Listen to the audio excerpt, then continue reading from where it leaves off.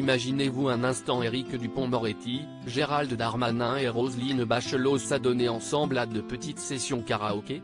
Non? Et pourtant.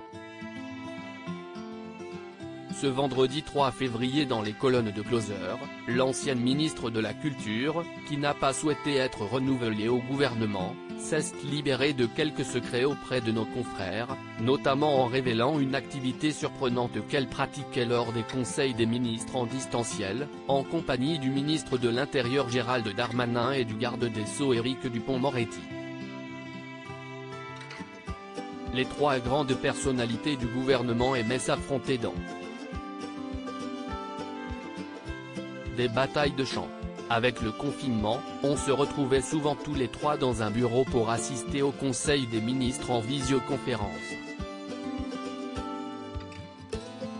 Parfois, on coupait le micro, à raconter celle qui est récemment tombée sous le charme d'un jeune footballeur, avant d'expliquer que la fatigue et les nuits venaient souvent casser leur concentration. Nous étions tellement à bout qu'on se lançait dans un concours de chansons de Jacques Brel. Et à ce petit jeu autour du grand chanteur belge, le gagnant des concours n'est étonnamment pas celui auquel on pourrait penser en premier. On chantait en canoë, pour être honnête, si est-il le ministre de l'Intérieur qui gagnait à chaque fois. Si est-il donc Gérald Darmanin, pourtant le plus jeune des trois membres du gouvernement qui semble-t-il connaissait ou chantait le mieux les chansons de l'interprète de Ne me quitte pas. Une information surprenante quand on sait que le ministre de l'Intérieur a été comparé à un autre chanteur il y a encore quelques jours. Jean Castex, Édouard Philippe, Éric Dupond-Moretti. Découvrez les politiques quand ils étaient plus jeunes et l'importance de la culture pour ces ministres. Ce petit secret amusant révèle la place importante que peuvent accorder ces ministres à la culture au sein de leur vie.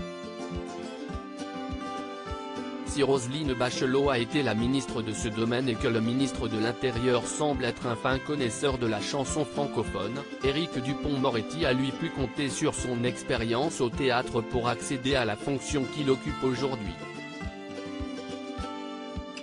Si est en effet à l'occasion d'une sortie de Brigitte Macron au théâtre, venu voir celui que l'on surnomme l'ogre des prétoires dans un seul en scène que la première dame aurait été conquise par le maître. Une première étape dans l'accession à la fonction de garde des Sceaux pour l'avocat, mais que Brigitte Macron a toujours nié, expliquant n'avoir pas d'influence dans la politique de son mari. Crédit photo, Stéphane Le Mouton.